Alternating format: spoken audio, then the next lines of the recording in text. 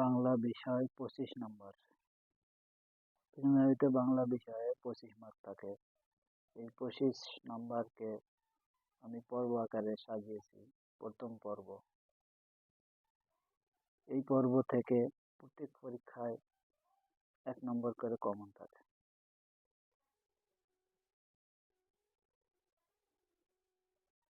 এক mark common থাকবে। নিয়ম 1, বিরাম চিহ্ন। প্রশ্ন নম্বর 1, কোন বিরাম চিহ্নের বিরতিকাল নেই অথবা বাক্যে কোন জ্যোতি চিহ্নের প্রয়োগে থামার প্রয়োজন নেই? উত্তর হাইফেন। প্রশ্ন নম্বর 2, বাংলা ভাষায় জ্যোতি চিহ্নের প্রচলন করেন কে? উত্তর ঈশ্বরচন্দ্র বিদ্যাসাগর। 3,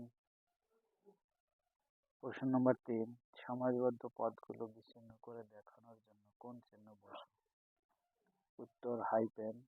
প্রশ্ন নম্বর 4, একটি অর্থপূর্ণ বাক্যের পরে অন্য একটি বাক্যের অবতারণা করলে কোন চিহ্ন ব্যবহার করতে হবে? উত্তর কোলন চিহ্ন। প্রশ্ন নম্বর 5, কমা কোথায় বসে? উত্তর সম্বোধন পদের পরে। প্রশ্ন নম্বর 6, বাক্যে কমা অথবা পদচ্ছেদ অপেক্ষা বেশি বিরতির প্রয়োজন হলে কি বসে? উত্তর সেমিকোলন। প্রশ্ন নম্বর 7, বাংলা ভাষায় জ্যোতি বা ছেদ চিহ্ন মোট কয়টি? উত্তর 12টি। প্রশ্ন নম্বর 8, নিচের কোনটিতে বিরাম চিহ্ন যথাযথভাবে ব্যবহার হয়নি? উত্তর ঢাকা, 21শে ফেব্রুয়ারি 1952। প্রশ্ন নম্বর 9, বাড়ি বা রাস্তার নম্বরের পরে কোন চিহ্নটি বসে? উত্তর কমা বা পদচ্ছেদ। প্রশ্ন নম্বর 10, তারিখ লিখতে কোন জ্যোতি চিহ্নের ব্যবহার হয়? উত্তর কমা বা পদচ্ছেদ। প্রশ্ন নম্বর 11, যৌগিক বা মিশ্র বাক্যে পৃথক ভাবাপন্ন 2 বা ততোধিক বাক্যের সমন্বয় বা সংযোগ বোঝাতে কোন বিরাম চিহ্ন ব্যবহৃত হয়? উত্তর ড্যাশ। প্রশ্ন নম্বর 12, উদ্ধৃতি চিহ্ন কত প্রকার? উত্তর 2 প্রকার। প্রশ্ন নম্বর 13, এলেখ বা লোভ চিহ্ন দিতে হয় কখন? উত্তর বিলুপ্ত বর্ণের জন্য। প্রশ্ন নম্বর 14, বাক্যে সেমিকোলন বা অর্ধচ্ছেদ থাকলে কতক্ষণ থামতে হয়? উত্তর 1 বলার দ্বিগুণ সময়। প্রশ্ন নম্বর 15, হৃদয়াবেগ প্রকাশ করতে হলে কোন চিহ্ন বসে? উত্তর বিস্ময় চিহ্ন। প্রশ্ন নম্বর 16, কোন ছেদ চিহ্নে থামার প্রয়োজন আছে? উত্তর কমা বা পদচ্ছেদ। প্রশ্ন নম্বর 17, সম্বোধন পদের পর যে চিহ্নটি ব্যবহৃত হয় তার নাম কি? উত্তর কমা পদচ্ছেদ।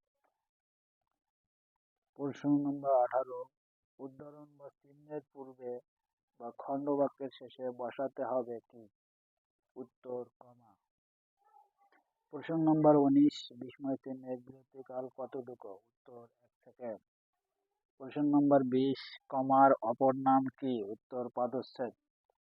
প্রশ্ন নম্বর 21, সেমিকোলন এর অপর নাম কি? উত্তর অর্ধচ্ছেদ। প্রশ্ন নম্বর 22, বাংলা ভাষায় ব্যবহৃত জ্যোতি চিহ্নগুলোর কতটি বাক্যের শেষে বসে? উত্তর 4টি। প্রশ্ন নম্বর 23, দুটি বাক্যের মধ্যে অর্থের সম্বোধন থাকলে কোন বিরাম চিহ্ন বসবে? উত্তর সেমিকোলন। প্রশ্ন নম্বর 24, প্রান্তিক বিরাম চিহ্ন কোনটি? উত্তর প্রশ্ন চিহ্ন। প্রশ্ন নম্বর 25, একাধিক স্বাধীন বাক্যকে একটি বাক্যে লিখলে সেগুলোর মাঝখানে কোন চিহ্ন বসে? উত্তর সেমিকোলন। প্রশ্ন নম্বর 26, ধ্বনি সাহিত্যে কি অর্থে ব্যবহৃত হয়? উত্তর ব্যাখ্যামূলক অর্থে। প্রশ্ন নম্বর 27, বিরাম চিহ্ন কেন ব্যবহৃত হয়? উত্তর, বাক্যের অর্থ স্পষ্টীকরণের জন্য। প্রশ্ন নম্বর 28, পূর্ণ বাক্যের শেষে ব্যবহৃত চিহ্নকে কি বলে? উত্তর, দাড়ি। প্রশ্ন নম্বর 29, সেমিকোলনের বাংলা কি? উত্তর, অর্ধচ্ছেদ। প্রশ্ন নম্বর 30, জ্যোতি বা ছেদ চিহ্নের ব্যবহার ব্যাকরণের কোথায় হয়? উত্তর, বাক্যতত্ত্বে। এই 30টি প্রশ্ন মনোযোগ সহকারে পড়বেন, ইনশাআল্লাহ এখান থেকে 1 নম্বর কমন পাবেন। আজ এ পর্যন্ত। আল্লাহ হাফেজ।